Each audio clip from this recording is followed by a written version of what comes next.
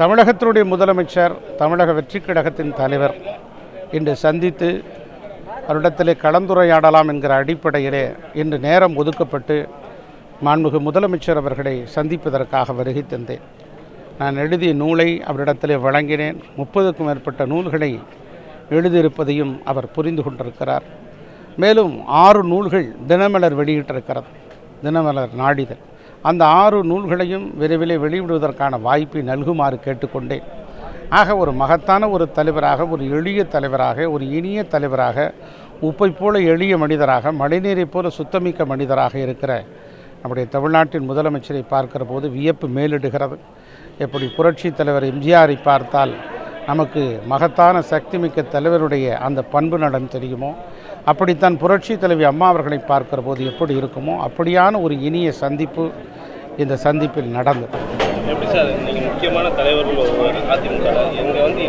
கசந்த கசப்பான நினைவுகள், காயம், கண்ணீர், வேதனை இவைகள் எல்லாம் இருக்கிறது.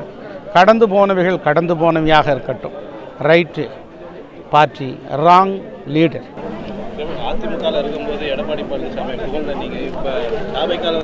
காலம்தான் இதற்கு விடை சொல்ல வேண்டும். ஒவ்வொரு காலகட்டத்திலும் ஒவ்வொரு தலைவர்கள் நடந்து கொள்கிற பாதையில்தான், நடந்து கொள்கிற திசையில்தான் இதை தீர்மானிக்கிறது. காலம்தான் தீர்மானிக்கிறது. மகத்தான ஈடுகிணையற்ற தலைவராக, மகத்தான தலைவராக, தமிழகத்தின் முதலமைச்சராக இருக்கிற நம்முடைய புரட்சி தளபதி விஜய் அவர்கள் இன்று சந்திக்கக்கூடிய அரிய வாய்ப்பையும் உயர்ந்த ஒரு சூழ்நிலையும் இன்று ஏற்பட்டது. இந்த சந்திப்பு இனிய சந்திப்பு, மிக உயர்ந்த சந்திப்பு. காலம் ஒரு தகுதியான தலைவரை இந்த தமிழ்கூறும் நல்ல உலகத்திற்கு வழங்கியிருக்கிறது.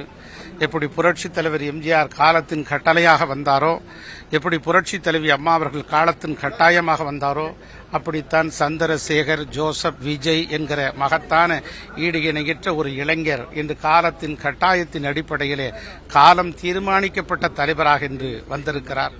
அவருடைய தேவை இன்னும் அரை நூற்றாண்டு காலத்திற்கு இருக்கிறது. நிச்சயமாக தமிழ் கூறும் நல்லுலகம் அவரை போற்றி பாதுகாக்கும். ஊழலற்ற நிர்வாகத்தையும் லஞ்சலாவண்யற்ற நிர்வாகத்தையும் தருகிற தமிழக அரசுக்கு உள்ளபடியே தமிழ்நாடு முழுவதும் மக்கள் பாராட்டிக் கொண்டே இருக்கிறார்கள். அண்ணா திராவிட முன்னேற்ற கழகத்திலிருந்து நாங்கள் விலகி வந்ததற்கு என்ன காரணம்? கசப்பான நினைவுகள், சில காயங்கள், சில கண்ணீர்கள்.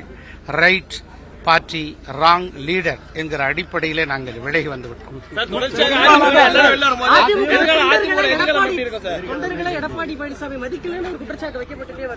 அது கொஞ்சம் கொஞ்சமாக நீங்களே புரிந்து கொள்வீர்கள்.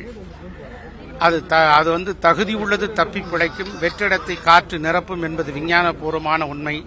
தகுதியுள்ள தலைவராக இருக்கிற நம்முடைய முதலமைச்சர் விஜய் அவர்களின் பக்கம் இன்று எல்லோரும் நகரத் தொடங்கிவிட்டார்கள்.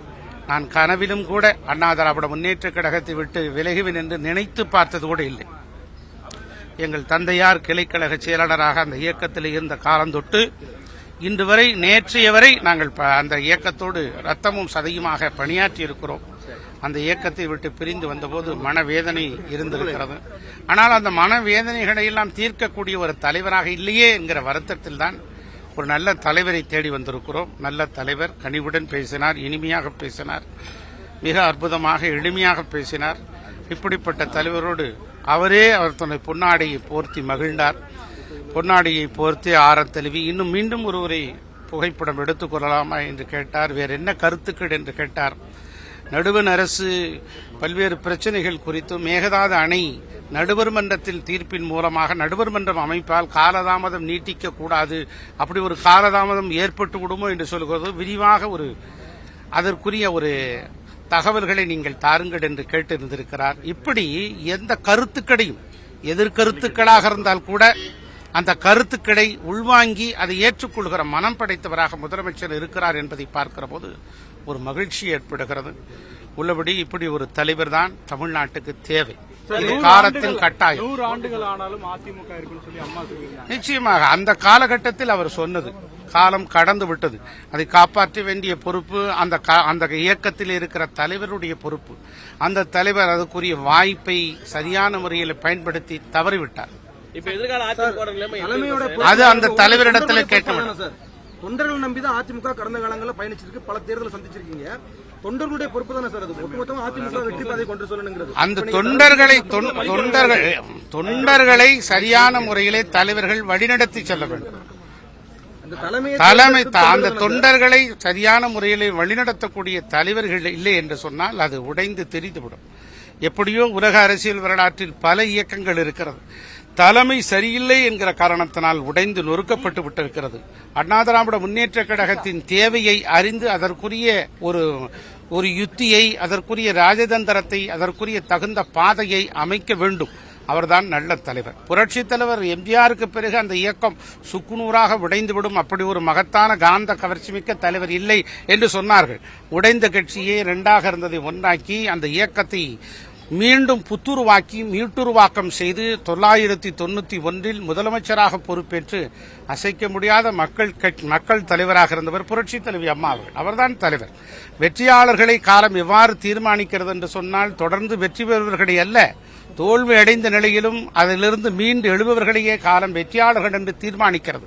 தோல்வி அடைந்த ஒரு தலைவர் மீண்டும் மீண்டும் தோல்வி அடைந்து கொண்டே இருந்தால் எங்களை போன்று இருக்கிற தொண்டர்கள் எப்படி அவர் மீது நம்பிக்கை வைப்பார்கள்? நாங்கள் மாத்திரமல்ல, நான் என்பது என்னோடு முடிவதில்லை என்று நொபேல் பரிசு பெற்ற கவிஞன் பாப்புலோ நெருடா சொல்வார். நான் என்று சொன்னால் என்னோடு இருக்கிற 100 பேர், அந்த 100 பேருக்கு கீழே இருக்கிற 200 பேர், இப்படி தொடர்ந்து ஒரு ஜனநாயகம் டெமோக்ரசி என்ற அடிப்படையில் தொடர்ந்து இருக்கிறவர்கள். நான் சரியாக இல்லை என்று சொன்னால் என்னிடத்திலே இருக்கக்கூடிய 100 பேரும் என்னை விட்டு விலகிச் சென்று விடுவார்கள். இப்படித்தான் ஒவ்வொரு காலகட்டத்திலும் அந்த வெற்றியை தேடித்தர வேண்டிய பொறுப்பு ஒரு தலைவருக்கு உள்ளது. அந்த தலைமை பண்பை அவர் இழந்து விட்டார். அதிமுக எதிர்காலம் என்னவா இருக்கு? அது காலம்தான் தீர்மானிக்கும். அதற்குரிய அதிமுக அதற்குரிய இடத்தை நம்முடைய முதலமைச்சர் விஜய் நிரப்பிவிட்டார். அதிமுக இடத்தை தாவேக ஃபில் பண்ணி சொல்றீங்களா?